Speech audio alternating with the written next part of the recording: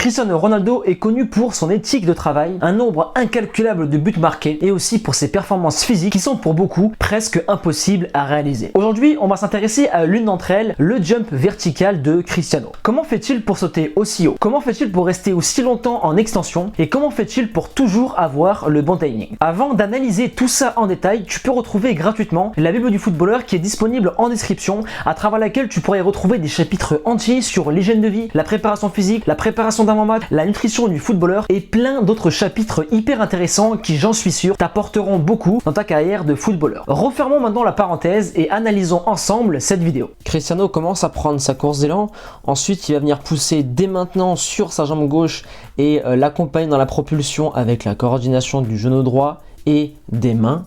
Et ensuite, dès qu'il va être en extension, donc grâce à son explosivité, il va venir redresser son buste pour attaquer le ballon de la tête. Et bien évidemment, son saut, c'est une multiplication de coordination, de technique de mouvement, de force, de vitesse et de l'explosivité. Pour avoir une détente de dingue comme CR7, il faut diviser son jump en 3 différentes parties. La première, c'est la technique du mouvement ainsi que la coordination. Tu dois voir ton corps comme une ligne extensible. L'énergie part dans un premier temps des pieds, passe par les tendons d'Achille, passe par les mollets et elle monte jusqu'en haut du corps. Maintenant, pour sauter hyper haut, tu dois coordonner ton corps d'une certaine façon pour optimiser le conduit d'énergie. Sur la vidéo, on voit très bien que Cristiano permet à cette énergie de le traverser grâce à la coordination et l'impulsion de ses bras avec le reste de son corps. Donc pour améliorer cette première partie, qui est la coordination et la technique de saut, tu peux t'inspirer de Cristiano et aussi tu peux t'inspirer des basketteurs car ils ont une technique de saut fantastique, car ce sont bien sûr les spécialistes en la matière, ou tu peux aussi rajouter à cela le travail d'échelle de rythme pour avoir des bases solides en coordination. Après la coordination, tu as la technique de saut. Si tu regardes un par un les buts de la tête de Cristiano, tu remarqueras qu'il saute très souvent à un pied après avoir fait sa prise d'élan. Il agit de la sorte tout simplement pour dominer, sauter plus haut et marquer plus de buts.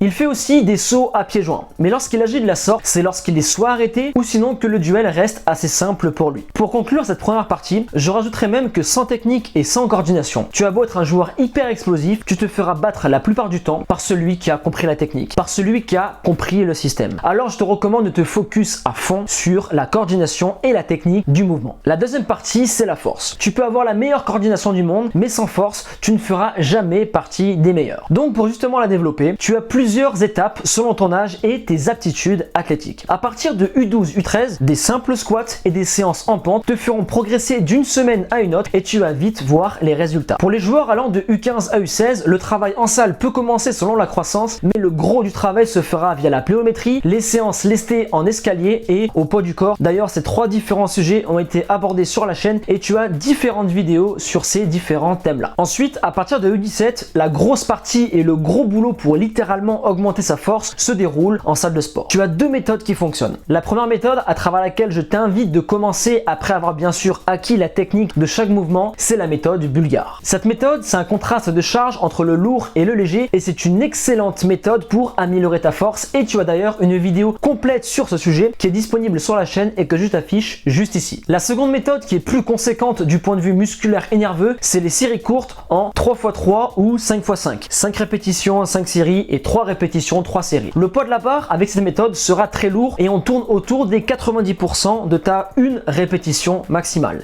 Exemple, tu soulèves au maximum une fois 100 kg. Alors tes séries seront à 90 kg, tes séries de force, et les exercices principaux sur lesquels doit se baser et se focus un footballeur, c'est le développé couché, le squat, la presse et pour certains postes, ça va être le soulevé de terre. Ajouté à l'une des 2 méthodes que tu vas choisir, tu peux garder de la pliométrie 1 à 2 fois par semaine et par exemple, tu peux faire un focus sur des exercices unipodales. Ce sont des exercices qui te permettront de cibler une jambe lors d'un passage et avoir cette capacité qu'a Ronaldo de sauter avec une seule impulsion et donc dominer tes adversaires dans le domaine aérien. Bon, bien sûr, le travail unipodal, tu peux aussi le faire à la presse, mais là on rentre vraiment dans du travail spécifique. Je pense avoir fait le tour sur la force et maintenant passons au peaufinage, la vitesse et l'explosivité. Lorsque tu as acquis une bonne technique de saut, que tu as la coordination parfaite et que tu as la force nécessaire, tu dois optimiser le tout en accélérant le mouvement à son maximum. Ça peut être la la vitesse d'exécution, ça peut être la vitesse de bras, ça peut être l'explosivité générée dans un laps de temps très court et un tas d'autres facteurs. Et si par exemple tu deviens un joueur beaucoup trop musclé, tu seras un gros sac, tu seras beaucoup trop lourd et tu ne serviras strictement à rien car tu n'auras aucune vitesse. D'ailleurs c'est pour ça que la plupart des footballeurs sont très secs et peu volumineux, mis à part bien sûr notre ami Adama Traoré qui lui reste une énigme. Et c'est pour ça que le joueur de foot essaie toujours de garder un équilibre entre sa force et sa vitesse pour rester performant. Et maintenant on va refermer la parenthèse et on va passer au point de la vitesse et l'explosivité et je vais te donner plusieurs astuces et plusieurs exercices pour développer la troisième partie d'un jump. Pour commencer, tu as le travail sur terrain. Le fait de juste faire de l'échelle en insistant le travail des bras ainsi que la vitesse des jambes,